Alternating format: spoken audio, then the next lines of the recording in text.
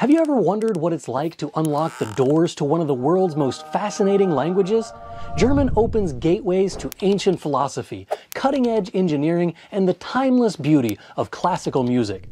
But behind those doors lie hidden challenges, surprising truths, and unexpected rewards. What if unlocking this language could transform the way that you see the world and yourself? Stick with us as we explore the keys to learning German, from opportunities to obstacles and everything in between.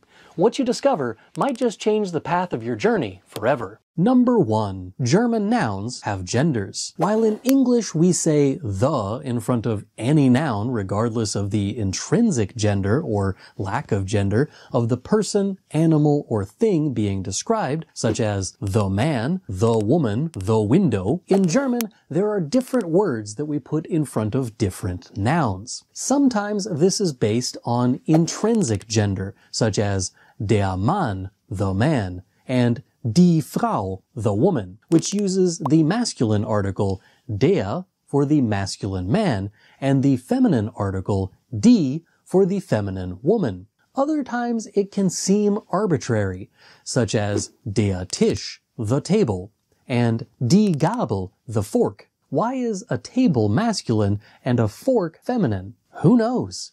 Long story short, you need to memorize the grammatical gender of each noun as you learn new vocabulary so you don't use the wrong article. While there are some rules and guidelines that you can use to help figure out which gender a noun will use, which you can learn, of course, via the video linked in the description, your only surefire way to make sure that you don't get it wrong is to memorize the genders of each of the nouns as you learn them. If you want to learn tips and tricks for figuring out which gender a noun will be, I have a full video breaking down the patterns of noun genders in German linked in the description. Number 2. German articles change. In addition to the genders of nouns, there are 4 cases in the German language. This is a fancy way of saying that depending on how the noun is used within a sentence, the words we use in front of them may change. This means instead of der Mann, we might say den Mann, or even dem Mann, or des Mannes. This case system is complex if you try to learn the rules outright, but my recommendation is to learn the rules as a combination of rote memorization and language exposure. Sure, learn about the rules via videos like my video, Mastering the German Case System, that breaks down each of the 4 cases and everything you will ever need to know about them, link in the description. But combine that rote memorization with an abundance of reading, listening, and watching German content, so you start to find the natural feel for the language, or what we German speakers call Sprachgefühl. It isn't really that bad once you get a feel for the rhythm of the language. Number 3. The rest of the case system. In addition to the definite articles, or words for the, you use with certain parts of the case system, there are also indefinite articles, words for a or an, personal pronouns like I, me, you,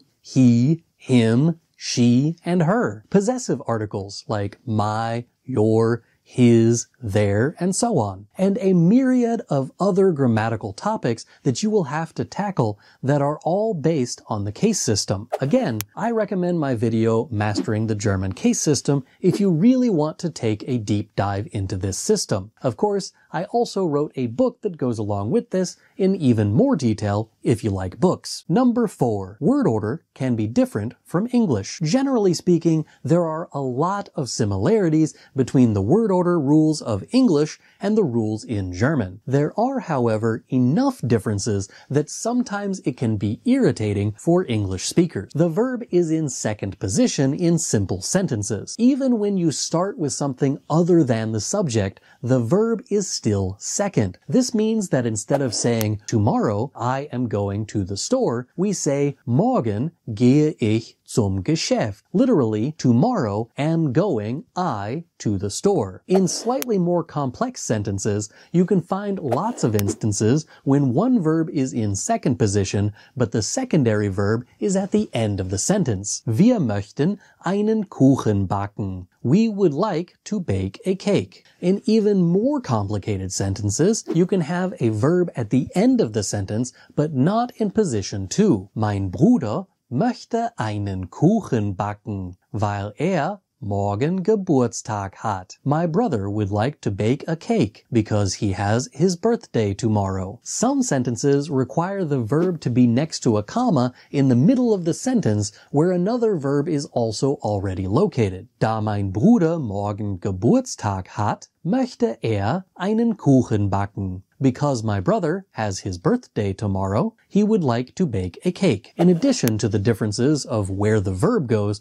there are also subtle differences in the other pieces of the sentence. I have several videos about word order, which are linked in the description, but I have not yet made a word order masterclass yet. Comment down below if you would like to see that. I have linked a playlist about word order in the description if you want to start down that rabbit hole. Number 5. You versus you versus you?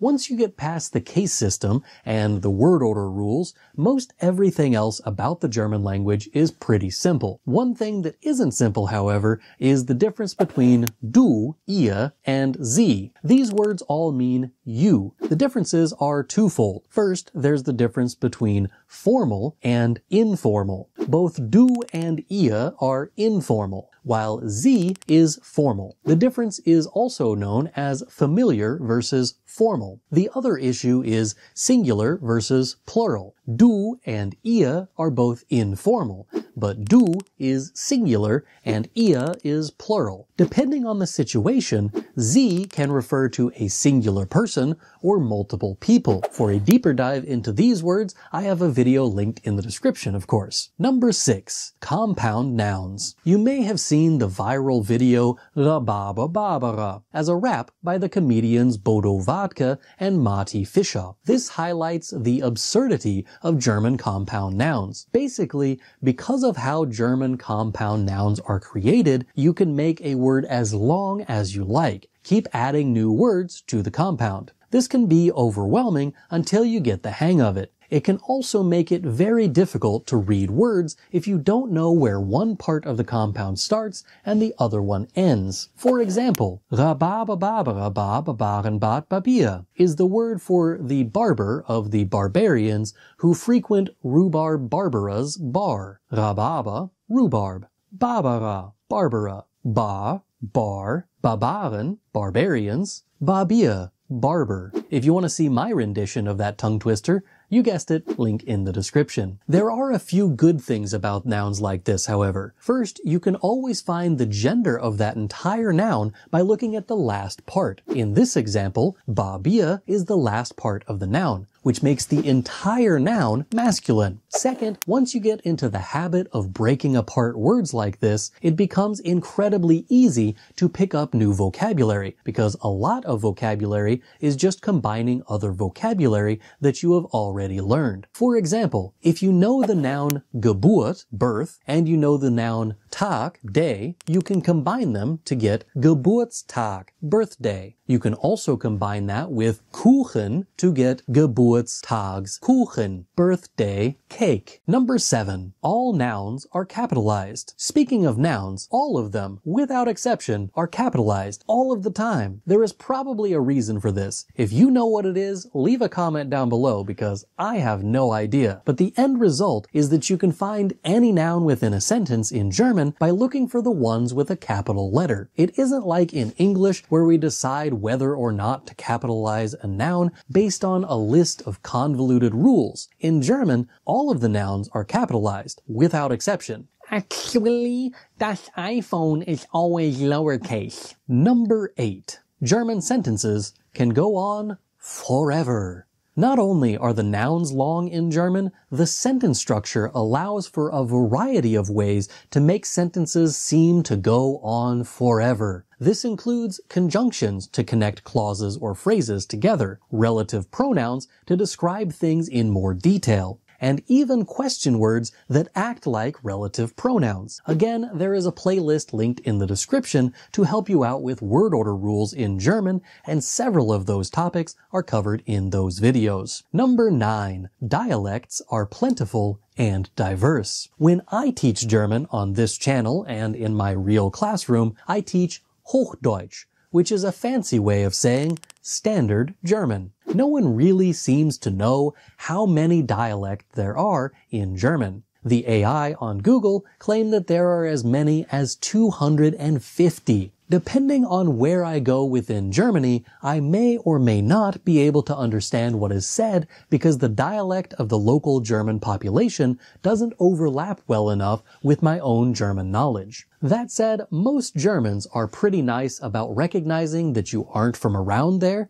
and they will switch to standard German. Now that you know the challenges of learning German, I hope you're still excited to learn the language. I faced these same obstacles when learning German back in high school and at the university in the USA. But guess what? I overcame them, and you can too. With the videos on this channel, I'll guide you every step of the way. So what are you waiting for? Hit that subscribe button and explore the links in the description for today's lesson on all of the topics that we've covered. Let's make your German learning journey a success together. Das ist alles für heute. Danke fürs Zuschauen. Bis zum nächsten Mal. Tschüss!